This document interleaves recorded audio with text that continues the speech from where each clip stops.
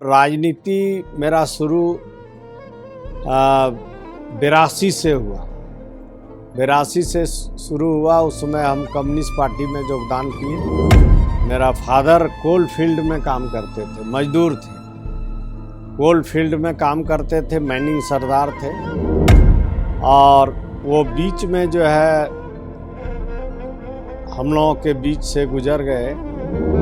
Cycle रखे थे, मतलब गांव घर घूमने के लिए। सीपीआई का सदस्यता सब लोगों को सदस्य बना रहे थे, गांव गांव घूम घूम करके। जब स्थिति गड़बड़ हुआ तो सिंचाई विभाग में ड्राइवर का नौकरी भी किए थे। मजदूरों को न्यूनतम मजदूरी दिलाने के लिए हमारे ऊपर गोली भी चला था, दर्जनों गोली चला, लेकिन बाल बाल बचे। हॉकी स्टिक जो है यहाँ मार के तोड़वा लेते थे। अभी जो नारियल आप पत्थर ला के जो तोड़ते हैं, वो नारियल को हम ऐसे करके इस तरह मार के तोड़ देते थे, चकनाचूर हो जाता।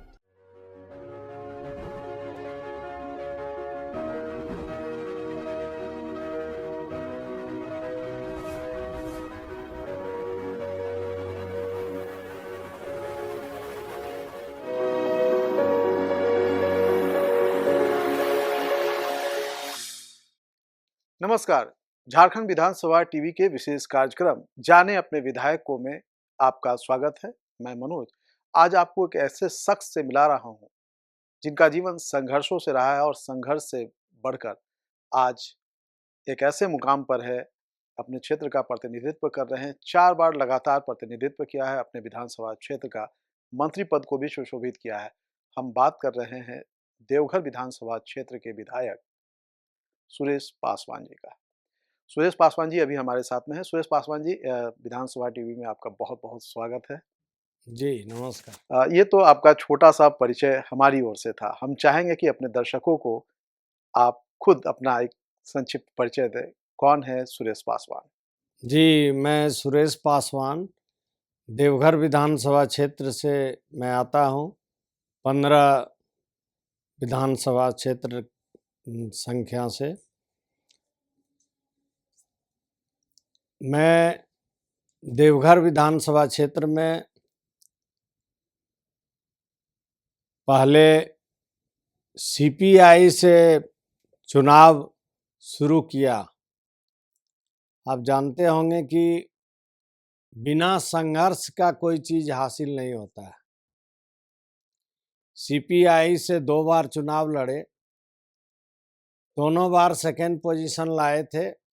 एक बार 2300 वोट से हार गए थे, एक बार 1300 वोट से हारे थे। फिर लगातार संघर्ष करते रहे, क्षेत्र में काम करते रहे, जनता का हित के लिए काम करते रहे। किसानों का आंदोलन विस्थापित परिवार से वहाँ हम लोग शुरू किए और उसी के अनुसार हम लोग लड़ाई लड़ते लड़ते किसानों को मुआवजा दिलाने के लिए काम किए, नौकरी दिलाने का काम किए, किसानों को जमीन का मुआवजा दिलवाए, मकान का मुआवजा दिलाए, 112 आदमी को नौकरी भी दिलवाए हम लोग। और संघर्ष जारी रहा, लड़ाई लड़ते लड़ते फिर हम लोग 95 में राष्ट्रीय जनता दल, उसमें जनता दल पार्टी था, फिर जो है 95 में चुनाव लड़े। 95 के बाद जो है हम चुनाव जीत कर आए, राष्ट्रीय जनता दल फिर बना और लगातार राष्ट्रीय जनता दल में हम हैं। और चौथा टर्म एमएलए के रूप में यहाँ बनकर, सदस्य बनकर यहाँ पहुँचे। आप लोगों का, जनता का आशीर्वाद, प्रेम और स्नेह मिलता रहा और इस बार भारी बहुमत से जीत कर आए। और वोट का रेशियो इस बार बहुत उम्दा रहा।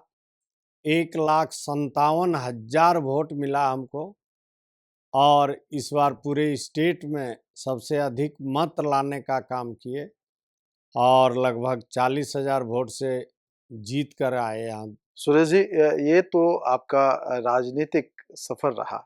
अगर हम बात व्यक्तिगत सफ़र की करेंगे, राजनीति तक पहुँचने की, एक सार्वजनिक जीवन से एक जो सामान्य सा व्यक्ति, एक सुरेश पासवान, वो राजनीतिज्ञ कैसे बना?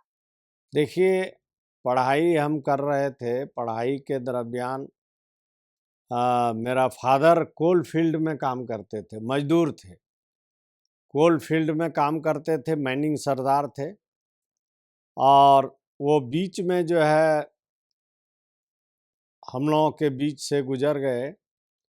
फिर मेरा स्थिति थोड़ा-सा दयनीय हो गया था। फिर हम लोग संघर्ष किए और राजनीति मेरा शुरू 82 से हुआ। 82 से शुरू हुआ, उस समय हम कम्युनिस्ट पार्टी में योगदान किए। फिर किसानों के लिए लड़ाई लड़े। फिर पढ़ाई अधिकांश नहीं कर पाए, मैट्रिक तक हम लोग पढ़ाई किए और आंदोलन जब करते रहे तो कम्युनिस्ट पार्टी से हमको टिकट मिला। टिकट मिला, इसके बाद फिर हम लोग चुनाव लड़े, कुछ वोट से हार गए, सेकंड पोजीशन लाए। फिर संघर्ष जारी रहा, फिर दोबारा लड़े। दोबारा लड़ने के बाद फिर हमको सीपीआई से ही टिकट मिला। फिर हम लोग चुनाव लड़े, फिर जो है कम वोट से हार गए। इसके बावजूद भी हम संघर्ष को जारी रखे, गांव-गांव घूमना, हर एक गांव-गांव घूमना। पहले एक साइकिल रखे थे, साइकिल रखे थे मतलब गांव घर घूमने के लिए। सीपीआई का सदस्यता, सब लोगों को सदस्य बना रहे थे, गांव-गांव घूम-घूम करके और अपना संघर्ष के बारे में सबको बताए। किसानों के लिए लड़ाई लड़े, मजदूर के लिए लड़ाई लड़े। मजदूरों को न्यूनतम मजदूरी दिलाने के लिए हमारे ऊपर गोली भी चला था, दर्जनों गोली चला, लेकिन बाल बाल बचे। फिर भी हम संघर्ष जारी रखे, ठेकेदारों के खिलाफ, सरकार के खिलाफ आंदोलन हम लोगों का जारी रहा। इस आंदोलन के, इस संघर्ष के दौर में आपने कुछ काम भी किया था। एक तरह से अगर कहा जाए तो वो आपका एक कठिन दौर था। शिक्षा पिताजी के नहीं रहने की वजह से छूट गई, आप अपनी पढ़ाई पूरी नहीं कर पाए। उसके बाद अगर कहें तो कुछ काम भी करना पड़ा था परिवार चलाने के लिए, घर चलाने के लिए, और फिर वहाँ से निकल कर के आए। कौन-सा काम था, किस तरीके से किए, और अब जब पीछे मुड़ कर के देखते हैं तो कहाँ पाते हैं अपने आप को? देखिए, जब मुसीबत खड़ा हुआ पिताजी नहीं रहने के कारण, तो फिर पार्टी का लेवल का काम हम लोग करते रहे। कम्युनिस्ट पार्टी में जो भी काम करते थे तो चंदा के ही बल पर होता था और कोई भी बड़ा काम करने के लिए निश्चित तौर पर लोगों को सहयोग लेना पड़ता है। अभी भी लोग कोई बड़ा काम करेगा तो उसको लोन लेना पड़ता है बैंक से। तो उसी तरह हम लोग जब कम्युनिस्ट पार्टी में थे तो जैसे अगहन महीना दिन आता है तो हम लोग धान का चंदा करते थे, चावल का चंदा करते थे, कोई कुछ-कुछ पैसा भी देता था। तो चंदा के बल पर हम लोग पार्टी को भी चलाते थे और अपना जीविका का भी जो है पालन करते थे और धीरे-धीरे हम लोग आगे बढ़ते रहे, संघर्ष करते रहे और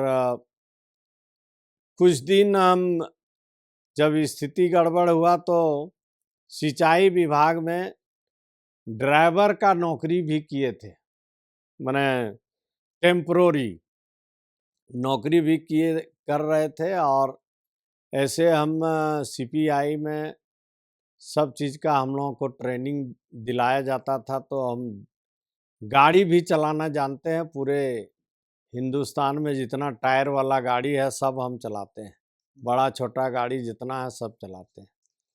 और सीपीआई में रहने के कारण जो है बहुत कला भी हम लोगों को टेक्निकल चीज़ सिखलाया गया वो सब हम लोग सीखे, ट्रेनिंग भी लिए। जैसे किस-किस चीज़ की ट्रेनिंग लिए, क्या? जैसे अभी जितना पुलिस आपका ट्रेनिंग लिया हुआ है, सारा ट्रेनिंग हम लिए हुए हैं। पुलिस का ट्रेनिंग होता है रनिंग करना, पीटी करना, पैरेड करना, आगे चल, पीछे चल, बाएं चल, दाएं चल, कंधे शस्त्र, बाजू शस्त्र, तो सारा चीज़ का हम ट्रेनिंग लिए हैं। साथ ही साथ जूडो कराटे का भी हम ट्रेनिंग लिए हैं। Judo karate kung fu black belt का मास्टर भी हम हैं। तो संघर्ष बहुत किए और बहुत चीज़ का ट्रेनिंग भी लिए, और ट्रेनिंग के दरमियान में मुझे सिलेक्शन जैसे किया जाता है वैसे जनता दल में लालू जी और रंजन जी हमारे थे, पार्टी के वरिष्ठ लीडर। वह भी काफ़ी प्रयास किए और हमको जनता दल से टिकट जो है चक्र छाप उस समय था, तो उसी से लड़े थे और जीत कर आए। तो लालू जी काफ़ी खुश हुए और हमको आगे बढ़ाने में बहुत बड़ा जिम्मेवारी राष्ट्रीय अध्यक्ष लालू प्रसाद यादव जी का है, और जितने भी साथी हैं सब हम लोग मिल कर रहे और आगे बढ़े। तो ये तो अगर कहें कि संघर्ष और संघर्ष के बाद राजनीति, लेकिन राजनीति में आने की प्रेरणा कहाँ से मिली? कौन ऐसे नेता हैं जिनको देखकर आपको लगा कि मेरा जीवन जो है वो राजनीति होगा? देखिए, सीपीआई में जब थे तो हम लोगों को ट्रेनिंग के साथ साथ पढ़ाई भी हम लोगों को करवाते थे। उस समय हम लोग लेनिनवादी थे। लेनिन, मार्क्स, एंजेल्स सबका किताब हम लोगों को अध्ययन कराते थे, और संघर्ष करने के लिए काफ़ी हम लोग रुचि लेते थे। कोई भी सरकार के खिलाफ हो, ठेकेदार के खिलाफ हो, या कोई जुल्मी या सामंत यदि किसी को टॉर्चर कर रहा है, गरीब गुरबा को, तो उस समय हम लोग जो है उसको ताकत देते थे और उसके खिलाफ लड़ते थे। तो हम लोगों को लगा कि जनता का हित के लिए जब लड़ाई लड़ते हैं तो हम लोग उसमें कई बार दर्जनों बार जेल भी गए हैं। हमारे ऊपर 60 मुकदमा हुआ था, राजनीति मुकदमा हुआ, और ठेकेदार के साथ, इंजीनियर के साथ, सरकार के साथ लड़ाई लड़ते थे तो हम लोगों के ऊपर मुकदमा होता था। तो हम लोग संघर्ष के जरिए इतना दूर तक पहुँचे। तो हम लोगों को लगा कि नहीं, संघर्ष के जरिए जनता का हित के लिए काम करें, किसानों का हित के लिए काम करें, नौजवानों का हित के लिए काम करें। जैसे हम लोग मजदूर के लिए लड़ाई लड़े तो हम लोग को ऊपर गोली भी बरसा, तो उसमें हम लोगों पर केस भी हुआ, जेल भी गए। फिर भी संघर्ष हम लोग नहीं छोड़े। आज मजदूरी 5 रुपया मजदूरी मिलता था, उसमें 15 रुपया मजदूरी मिलता था। उसको संघर्ष करते करते आज 350 रुपया मजदूरी मिलता है एक मजदूर को। तो हम लोग इसी तरह जो है जनहित का भावना को देखते हुए हम लोग संघर्ष करते रहे, और आज लड़ाई के बदौलत 112 आदमी को नौकरी दिलवाया। आज सारे लोगों का बाल बच्चा परिवार आगे बढ़ा। बहुत लोगों का बेटा इंजीनियर बना, डॉक्टर बना, बहुत लोगों का बेटा मास्टर बना, प्रोफेसर बना। तो उसी संघर्ष के जरिए हम लोग जनता का हित का काम किए, और जनता के दिल में एक जगह बनाई। जनता का दिल में एक जगह बनाए। आज उसी का परिणाम है कि पूरे स्टेट में सबसे अधिक मत मिला। जनता का दिल जीतने का हम लोग काम किए। फिर जब एमएलए बने उसके बाद जो है हम लोग विकास का काम किए। अब विकास का ऐसा ऐसा काम किए कि वो अभी भी देख सकते हैं। संघर्ष के दिनों को आपके साथ साझा किया, और अब हम आगे बातचीत को बढ़ाते हैं। सुरेश जी, अभी बात विकास की हो रही थी। आप एक ऐसे क्षेत्र से आते हैं जो कि विश्व प्रसिद्ध है। अगर कहा जाए तो देश दुनिया के लाखों लोग लाखों श्रद्धालु जो है प्रतिवर्ष वहाँ आते हैं और आप नगर विकास मंत्री भी रहे हैं। तो उस क्षेत्र के विकास को लेकर के या उस क्षेत्र का प्रतिनिधित्व करते हुए आपको कैसा लगता है? देखिए, देवघर विधानसभा क्षेत्र जो है बाबा का नगरी है और देवघर में इंटरनेशनल लोग आते हैं, देश विदेश के लोग आते हैं और बाबा का दर्शन करने के लिए लाखों का संख्या में लोग आते हैं, जाते हैं, बाबा का दर्शन करते हैं और बाबा उन सभी लोगों का मनोकामना भी पूर्ण करते हैं। बाबा नगरी हम लोग वहीं का पैदाइश है, वहीं का रहने वाले हैं, वहीं हम लोगों का जन्म हुआ है।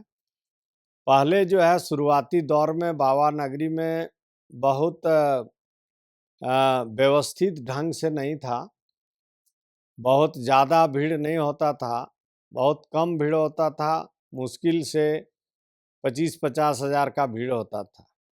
आज वही बाबा नगरी है जहाँ लाखों का संख्या में लोग आते हैं, भीड़ होता है, बाबा का दर्शन होता है, बाबा आशीर्वाद देते हैं, लोग जाते हैं। और आज बाबा नगरी आप जाएंगे तो यूनिक जगह लगेंगे आपको, साफ सुथरा। बाबा नगरी में जहाँ शिवगंगा जहाँ स्नान करते हैं वो बहुत गंदा रहता था। जब मंत्री हम बने, नगर विकास मंत्री, तो उसमें 11 करोड़ रुपया हम दे करके शिवगंगा का सफाई करवाए। बायोटेक्नोलॉजी के अनुसार मशीन लगवा के शिवगंगा अभी एकदम चकाचक आपको लगेगा देखने में। वहाँ का विकास, पहले देवघर नगरी में सारा गली कुची जितना भी था सब कच्ची था, मिट्टी का था। अभी आप जाइएगा, जो भी गली में आप निकल जाइए बिना बोले सब जगह चकाचक मिलेगा। और आपको जसीडी से देवघर तक रोड किनारे में जितना है आपको टाइल्स लगा हुआ है, फेवर टाइल्स, उसमें सारा काम हम करवाए और यहाँ से मंदिर तक लगा हुआ है। आपको देवघर शहर में जितना लाइटिंग का व्यवस्था हुआ, नगर विकास में रहने के कारण, पर्यटन विभाग में रहने के कारण सब जगह लाइटिंग का व्यवस्था हुआ है। और देवघर शहर में आप आइएगा तो लगेगा कि नहीं, एक यूनिक शहर में आए हैं। छोटा शहर है लेकिन बहुत चकाचक है। बिल्कुल छोटा शहर है लेकिन खूबसूरत है और देश दुनिया के लोग जब यहाँ आते हैं तो जी, वहाँ विकास के बारे में आप को मैं गिनाना चाहता हूँ।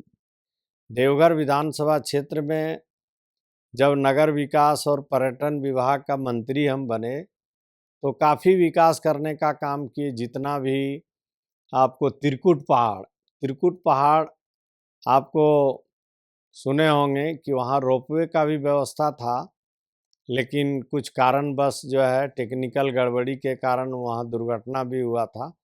लेकिन पुनः फिर हम लोग प्रयास कर रहे हैं कि उसका जो है सौंदर्यीकरण हो। वहाँ भी हम लोग रेस्टोरेंट बनवाने का काम किए। वहाँ पब्लिक लोगों को आने जाने का अभी आप रास्ता देखिएगा तो एकदम चकाचक आपको रास्ता मिलेगा।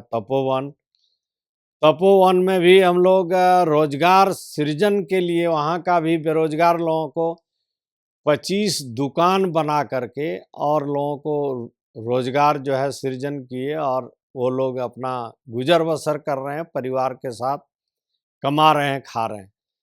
अभी रोहनी जैसा शहर है, रोहनी गांव जो है था, अभी नगर निगम के अंतर्गत आता है। रोहनी एक स्टेट के नाम से था और रोहनी शहीदों का स्थल है। शहीद वहाँ जो है अमानत अली, सलामत अली शेख हारो का, जब अंग्रेज लड़ाई छेड़े थे उस समय अंग्रेज लोग जो है उनको फांसी दे करके उसको सजा दिया था, गाछ में लटका के फांसी दिया था। उसका नाम है शहीद आश्रम रोहनी। वहाँ भी काफ़ी हम लोग विकास किए और आपको मूर्ति जो है अमानत अली, सलामत अली शेख हारो का मूर्ति भी वहाँ हम लोग निर्माण कराए, पूरा विकास करने का काम किए। रोहनी में जो है तालाब है, कई तालाब है, छोटका बांध, नौका बांध, बड़का बांध, वो सब जितना है सब जगह सुंदरीकरण। कई जो है बड़ी नदियां, अजय नदी पर जो है दर्जनों पुल हम लोग बनवाने का काम किए, बड़ा पुल।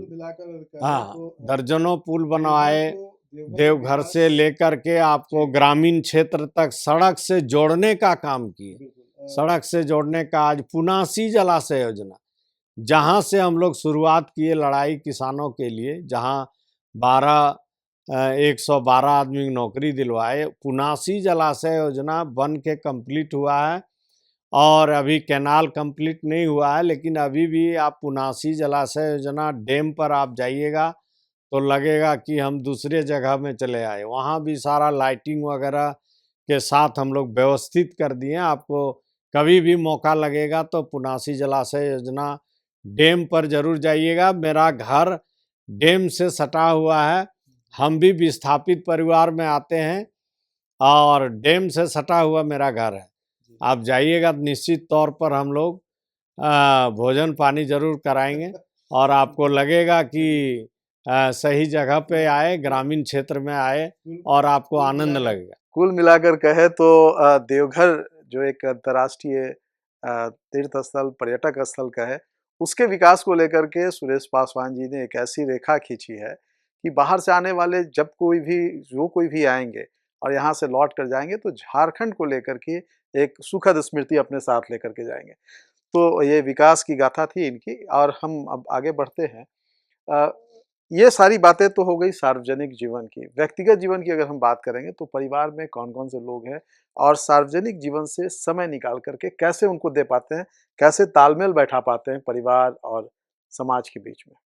देखिए, शुरुआती दौर में जब राजनीति शुरू किए तो पहले जो है जब राजनीति शुरू किए तो घर में हम लोग दो भाई होते हैं। दो भाई होते हैं तो उसमें समय जो हम नहीं दे पाते थे घर में, तो घर में थोड़ा सा कलह होता था, झगड़ा होता था कि आप खाली पार्टी पॉलिटिक्स करते हैं, पार्टी में समय देते हैं, घर का कोई काम में समय नहीं देते हैं। फिर भी जो है हम हल चलाने का काम किए, खेती बाड़ी किए, बिहन कबारते थे, धान रोपनी का जो भी काम होता था उसमें करते थे, खेत में अ, हल चलाते थे। तो सार्वजनिक जीवन में कोई चीज़ में हमसे छूटा हुआ नहीं है। नहीं, नहीं, परिवार में अगर हम बात करेंगे परिवार में कलह होते रहता था, लेकिन हम उसको भी अभी अभी की बात करेंगे तो अभी पत्नी, बच्चे देखिए अभी उसी दरमियान में जो है हम लोग उतना समय नहीं दे पाए थे। इसके बावजूद भी बहुत बाल बच्चे परिवार पर सब पर ध्यान दिए। लेकिन 4-5 साल पहले हमारी पत्नी गुजर गई। अभी 3 बच्चे हैं, 2 लड़का हैं, 1 लड़की है। सबका शादी विवाह हो गया। अभी बड़ा बेटा मेरा मुखिया है और हम लोग परिवार के साथ रहते हैं और अभी भी गांव में हम रहते हैं। सबसे बड़ी बात है कि गांव में रहने का कारण है कि जनता से जुड़ाव हमारा जो है अभी भी लगाव एकदम बरकरार रहता है। गांव में रहने से पब्लिक लोगों को दूर नहीं जाना पड़ता है, खर्चा नहीं करना पड़ता है। शहर में जाएंगे तो 200-500 रुपया लोग खर्चा करके जाएगा, वो नहीं। हम गांव में एमएलए नहीं थे उस समय भी गांव में थे, एमएलए रहे उस समय भी गांव में थे, मंत्री बने उस समय भी हम गांव में थे और अभी चौथा टर्म एमएलए बने फिर भी हम गांव में ही हैं। और अभी भी जो है अभी भी खपड़ेल का घर में हम रहते हैं, एस्बेस्टस का घर में रहते हैं और अभी भी जो है सरजमीन से जुड़े हुए हैं। आप शायद इसी वजह से लोगों का प्यार भी जो है वो आप पे बरसता है। सुरेश जी, अगर आप राजनीतिज्ञ नहीं होते, अगर राजनीति में नहीं आते तो क्या करते? राजनीति में नहीं होते तो भटकते हम समझे ना। और सोचे थे कि नहीं, राजनीति में रहेंगे तो कुछ न कुछ काम करेंगे, काम करना पड़ेगा। तो आपको तो बताए कि हम ड्राइवर थे, गाड़ी चलाते थे, तो कुछ न कुछ काम धाम करके अपना गुजर बसर करते और बाल बच्चा परिवार को आगे बढ़ाते। लेकिन बाबा भोले के नगरी में उचित विचार होता है।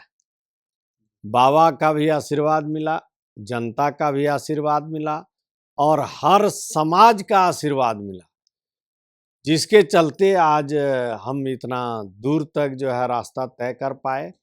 आप लोगों के बीच यहाँ पहुँचने का समय मिला, विधानसभा में आने का समय मिला, मंत्रालय में आने का समय मिला। तो आप लोगों का स्नेह, प्यार और आशीर्वाद से ही हम आगे बढ़े हैं और आप लोगों का आशीर्वाद मिलता रहेगा तो हम लोग आगे बढ़ते कि रहेंगे। जो राजनीति की जो ड्राइविंग सीट पे आप बैठे हैं, जिस तरीके से आप चला रहे हैं, बहुत काफ़ी मतलब उस ड्राइविंग का फ़ायदा यहाँ भी आपको नज़र आ रहा है, मिल रहा है।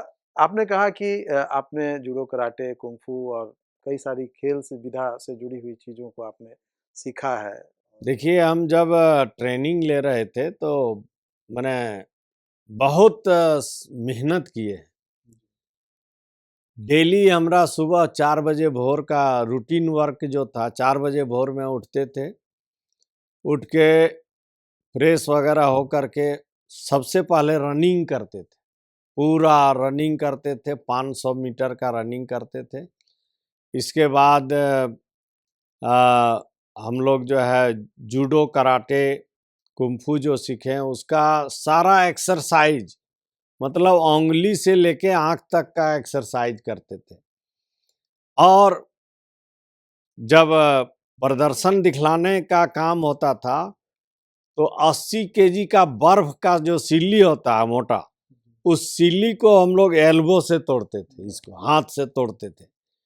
और जो है एक बार में 10-12 आदमी भी रहेगा तो हम लोग उसको बख्शेंगे, हम अपना सुरक्षा करके निकल सकते हैं। अच्छा, नारियल का जो है, अभी जो नारियल आप पत्थर ला के जो तोड़ते हैं, वो नारियल को हम ऐसे करके इस तरह मार के तोड़ देते थे, चकनाचूर हो जाता था, है ना। और जो है बर्फ का बर्फ का सिल्ली तोड़वे करते थे।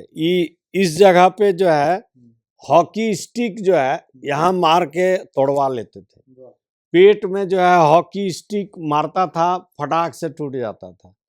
तो ऐसा ऐसा ट्रेनिंग जो है हम लोग लिए और किए, और आप लोगों का आशीर्वाद से हम लोग यहाँ तक पहुँचने का काम। के अलावे भी किसी खेल में रुचि रही या कला संस्कृति की तरफ भी कुछ, चूंकि आप पर्यटन मंत्री भी रहे हैं। देखिए, इसके अलावे हम फुटबॉल का रुचि रखते थे, फुटबॉलर थे, उसमें भी हम खेलने के लिए बाहर भी जाते थे और ज़्यादा रुचि रखते थे फुटबॉल में।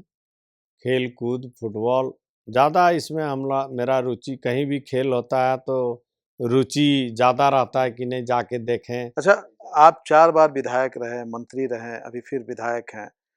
कभी ऐसा लगा कि आपको वो काम करना चाहिए था और आप किसी वजह से कर नहीं पाए, उसका अफ़सोस, या अब आप आए हैं तो आप उस काम को पूरा कर पाएँ?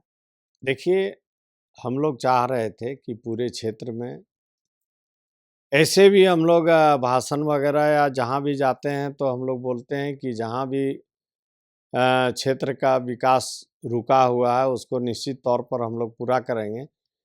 मेरा कहना यही है कि जब कोई बड़ा जिम्मेवारी मिलता है तो काम करने का लोगों को मौका मिलता है और क्षेत्र में काम ज़्यादा होता है। इस बार बीच में हम लोग जो है दो टर्म हार गए थे, जिसके चलते क्षेत्र का काम बहुत रुका हुआ है, कुछ काम बाकी है। हम लोग चाह रहे थे कि वहाँ के बेरोजगारों को रोजगार मिलेगा, किसानों को अव्वल दर्जा का किसान बनाने के लिए जो पुनासी जलाशय योजना का निर्माण जो हुआ, उसका पानी अभी तक किसानों को नहीं मिला है, देवघर वासियों को नहीं मिला है। तो ये काम अधूरा है। हम लोग चाह रहे थे कि इसको निश्चित तौर पर पूरा करेंगे। बीच में हम जो हार गए उसके चलते काम ये रुका रहा, लेकिन अभी आप लोगों का आशीर्वाद से फिर पुनः आए हैं। हम लोग चाहेंगे कि जो जो काम रुका हुआ है, जैसे पुनासी जलाशय योजना का पानी किसानों तक पहुंचाना, देवघर शहर में जो है पानी पहुंचाना, आपको जितना भी बांध, पुल, पुलिया का निर्माण करना जो छूटा हुआ है उसको हम लोगों को करना है। जो गांव में अभी भी रोड से वंचित है उस गांव में हम लोग रोड का व्यवस्था करेंगे। जो गांव में छोटा छोटा तालाब दे करके जो है किसानों को दे करके हम आगे बढ़ाना, वो सब जो बाकी है वो सब हम लोगों को पूरा करना है। तो इस तरह का जो है काफ़ी काम छूटा हुआ है, जो हम लोग चाहेंगे कि इस बार जो है सरकार में हम लोगों का इंडिया गठबंधन का सरकार है, हेमंत सोरेन सरकार है। इस बार हम लोग जो भी काम छूटा हुआ है निश्चित तौर पर उसको पूरा करने का हम लोग काम करेंगे। अधूरे रह गए हैं काम, उसको पूरा करेंगे। चूँकि समय की बाध्यता है, हम आपसे और कुछ बात करना चाहते थे। आपके जीवन के उन अनछुए पहलुओं से हम अपने दर्शकों को रूबरू कराना चाहते थे, जो अभी आपने बताया, और भी कई चीज़ें। लेकिन चलते-चलते एक छोटा-सा सवाल ये है कि अ, अभी चूँकि अब कहा जाए तो आप 4 टर्म के विधायक भी रहे और ये रहे। तो ऐसे कौन से काम हैं जो बड़े काम हैं और उसको आने वाले दिनों में आप अपने क्षेत्र के लिए करेंगे? देखिए, अभी जो बताए कि त्रिकुट पहाड़ में जो दुर्घटना घटा था, तो उसमें रोपवे का व्यवस्था था और वो अ, सारे लोग आते थे, देश-विदेश सब जगह के लोग आते थे रुचि लेकर के, और उसके माध्यम से लोग आनंद उठाते थे और त्रिकुट पहाड़ पर चढ़कर अपना जो है घूमने-बुलने का काम होता था। पर्यटक स्थल जो है बहुत बड़ा पर्यटक स्थल है। देवघर विधानसभा क्षेत्र जो है, जैसे त्रिकुट पहाड़ हुआ, पुनासी जलाशय योजना हुआ, आपको तपोवन हुआ, ये आपका देवघर देवघर पर्यटक स्थल ही जो है उस सब जगह में जो है पर्यटक लोगों को बढ़ावा देने के लिए हम लोगों का यह जो है यूनिक काम लग रहा है, और हम लोग चाहेंगे आने वाले दिन में उसको पूरा करेंगे। और देवघर नंदन पहाड़ में जो है हम लोग म्यूजियम पार्क वगैरह जो है बनाने का, दिघरिया पहाड़ को भी हम लोग डेवलप करना चाहेंगे। जो लोग आएँगे वो बहुत सारी चीज़ों को देखेंगे, नए रूप में द देवघर को देखेंगे।